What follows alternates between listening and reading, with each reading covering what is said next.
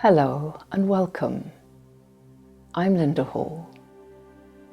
I'm often asked about my journey with meditation, how I came to teach it, and to make my own meditation audios, and I'd like to share that story with you. I started meditating back in the 1970s as a sensitive young art student.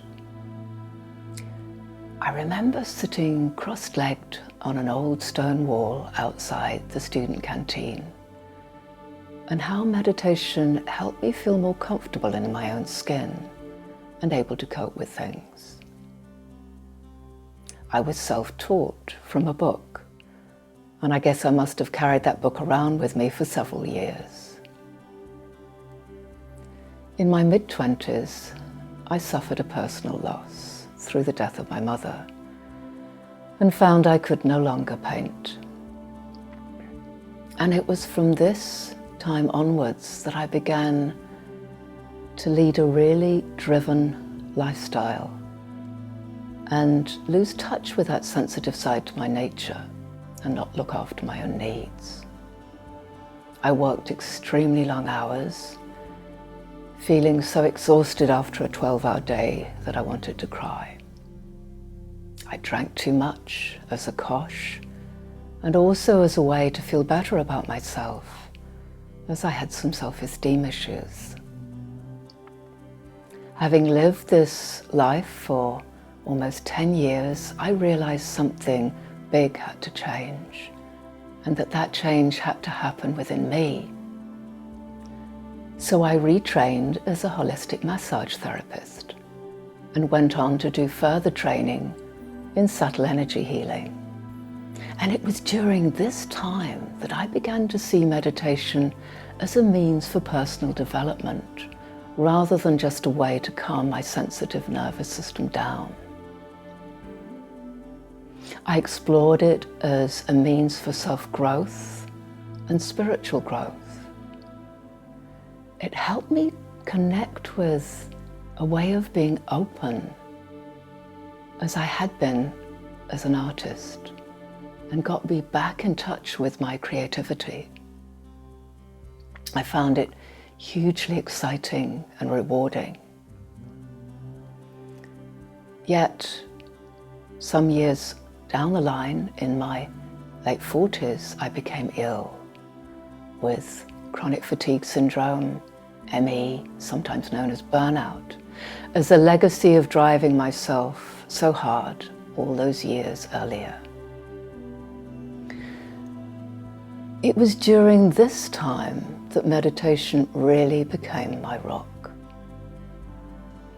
And I began to use it as a way to manage my symptoms and support my recovery. I was fascinated by how just meditating for 5 minutes at a time, my body would take the opportunity of moving back towards balance of its own accord. My hearing would sharpen, my vision would sharpen, my brain fog would lessen, I'd feel calmer, more connected to myself and life. And as importantly, I felt less alone. And as the years went by, I began to use what I practiced during my longer meditation periods as shorthand skills into my day-to-day life. So I'd ground myself, for instance, and use mindfulness throughout my day, use my breath to release tension and re-energize myself.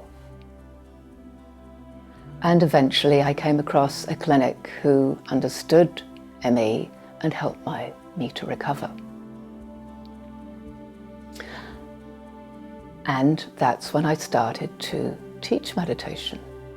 I taught meditation groups for people who had the same illness as myself to support their recovery, and to help them manage their symptoms on a daily basis.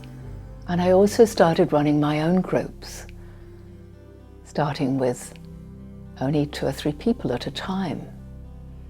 I was very nervous, and I remember needing to write down my meditations beforehand on a piece of paper.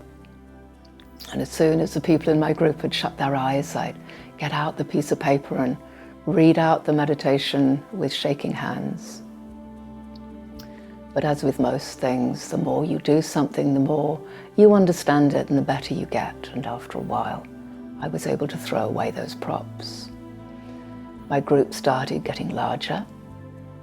I began running courses and recording my own audios, then putting them on videos for YouTube, which is how I'm able to connect with you today. So I hope you've enjoyed my story. My next video, I'm going to tell you a little bit about how I create my meditations and my audios and the inspiration behind them.